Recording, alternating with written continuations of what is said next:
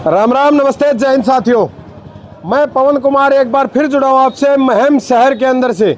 और महम शहर के अंदर दर्शक साथियों आप देख रहे होंगे मेरे पीछे ये शिवम क्लॉथ हाउस है, जहाँ पर जैसे आजकल त्योहारों का, विवाह शादियों का सीजन चला हुआ है और कपड़ा खरीदने के लिए जो लगातार कस्टमर्स जो उमड़ रहे हैं, ग्राहक उमड़ रहे हैं। लेकिन हाल फिलहाल चुनाव भी समाप्त हुए हैं और चुनाव समाप्त हो गए, सरकारें बदली, विधायक बदले, लेकिन चोरों की नीति और नीयत नहीं बदली। चोर ने अपना कारनामा दिखा दिया और इस दुकानदार जो शिवम क्लॉथ हाउस है उसके मालिक को ऊपर से आके, मैं बताना चाहूँगा, ऊपर से छत की तरफ से एंट्री करके चोर ने यहाँ पर गले को साफ करने का काम कर दिया है। घटना लगभग जो सीसीटीवी फुटेज हमने देखी है वो घटना लगभग रात के 2 बजे के आसपास की है। और जो चोर है वो बिल्कुल खुले मुंह, बगैर किसी भय के चोरी को अंजाम दे रहा है। वो ऊपर से नीचे आता है और यहाँ जहाँ पर ये भाई बैठा है इस गले से नकदी चुराता है और सरेआम वापस चला जाता है। अब इसको किसकी नाकामी कहें, किसका फेलियर कहें, ये तो आप भी तय कर सकते हैं। दर्शक साथियों, हमारे साथ में दुकानदार जो इस दुकान के मालिक हैं वो बैठे हैं, उनसे बात कर लेते हैं। चलो, ये राम राम भाई। हाँ जी, एक मिनट। राम राम भाई। राम राम जी। चोरी होगी? हाँ जी। कितने रुपए की चोरी हुई? 50 से 60 हज़ार रुपये की चोरी। 50 से 60 हज़ार रुपए की चोरी हुई। जैसे दुकानदार जो शाम के समय दुकान को बढ़ाते हैं तो तकरीबन नकदी को साथ लेके जाते हैं, आपने यहाँ कैसे छोड़ दिया नकदी को? वो थोड़े छोटे नोट थे, जैसे 50 के, 100 के, 200 के, वो इसीलिए छोड़ दिए थे मैंने।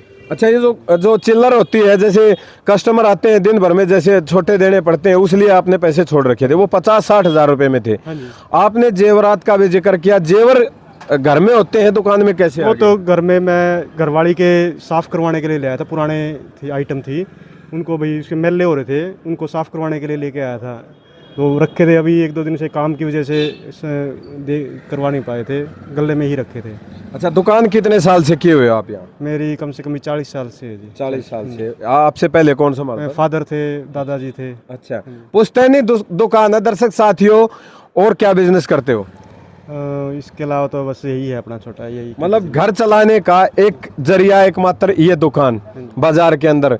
दर्शक साथियों, हर आदमी को उम्मीद रहती है कि शाम के समय, शाम के वक्त खुशहाली के साथ घर जाएंगे, 10 पैसे कमा के लेके जाएंगे, बच्चे खुशहाल होंगे, बिजनेस खुशहाल होगा।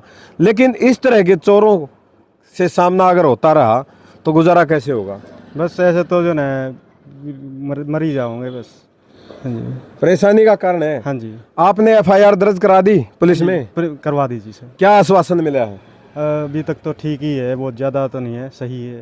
थोड़ा बहुत तो जैसे करवा ली FIR तो उन्होंने लिख ली और कॉपी ले आएंगे आज। अच्छा। हाँ जी। तो कार्रवाई की कुछ उम्मीद बढ़ी है? कार्रवाई की तो अभी आपके माध्यम से ही हो पाएगा, जो भी कुछ हो पाएगा। कोई पहचान लेगा तो चोर को, तो हमारी उम्मीद जग जाएगी कुछ। दर्शक साथियों, जो साइड स्क्रीन के ऊपर मैं आपको बताना चाहूँगा, साइड स्क्रीन के ऊपर जो वीडियो है वो उस चोर की चोरी करते हुए CCTV फुटेज वो आपके साथ में शेयर कर रहा हूँ। और दर्शक साथियों, इस तरह के व्यक्ति को जो लगातार चोरियों को अंजाम दे रहे हैं, मैं बताना चाहूँगा दर्शक साथियों, आपको एक दुकान छोड़ के और चोरी हुई भाई साहब? हाँ जी, हाँ। अब उस रात को जो है 3 दुकानों में चोरी हुई है। एक छोड़ के मेरी दूसरी दुकान पे हुई है, बराबर में कपड़े की ही दुकान है। एक छोटे बाज़ार में है, जूते की दुकान है, उसकी दुकान में भी ऊपर के रास्ते ही हुई है।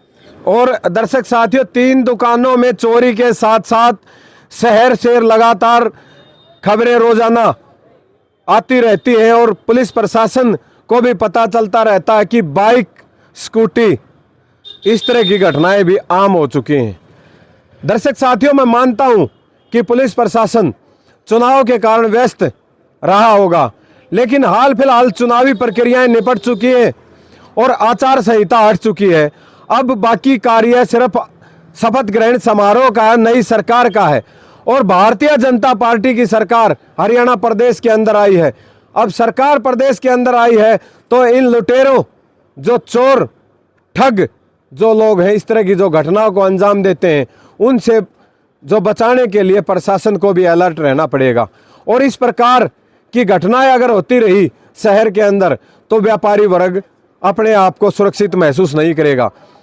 प्रशासनिक जो अधिकारी है, जहां तक हमारी आवाज़ पहुंच रही है, दर्शक साथियों को आवाज़ पहुंच रही है या फिर प्रशासनिक अधिकारियों को हमारी आवाज़ पहुंच रही है, मैं उनसे अनुरोध करूंगा कि इस तरह की घटनाओं पर गौर करके लगाम लगाने का काम करें और शातिर अपराधियों को गिरफ्तार करके सलाखों के पीछे भेजने का काम करें, ताकि भविष्य में ऐसी घटना ना हो और दुकानदार चैन की नींद सो सकें। लगातार मैं एक मांग और करूंगा कि लगातार शहर के अंदर पुलिस प्रशासन की गश्त भी बढ़ाई जानी चाहिए, ताकि छोटा दुकानदार और छोटा जो व्यापारी है वो इस तरह की घटनाओं से बच सके। तो दर्शक साथियों, आप भी वीडियो के ऊपर गौर करिएगा और इस व्यक्ति की पहचान करने की कोशिश कीजिएगा कि ये है कौन।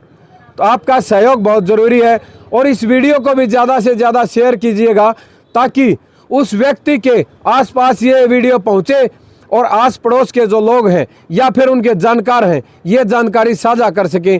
महम पुलिस स्टेशन या फिर इस दुकान के ऊपर आज़ाद चौक से चंद कदमों की दूरी पर यह दुकान है, यहाँ पर आप ये सूचना दे सकते हैं। तो आप सबका बहुत बहुत धन्यवाद। जय हिंद, जय भारत।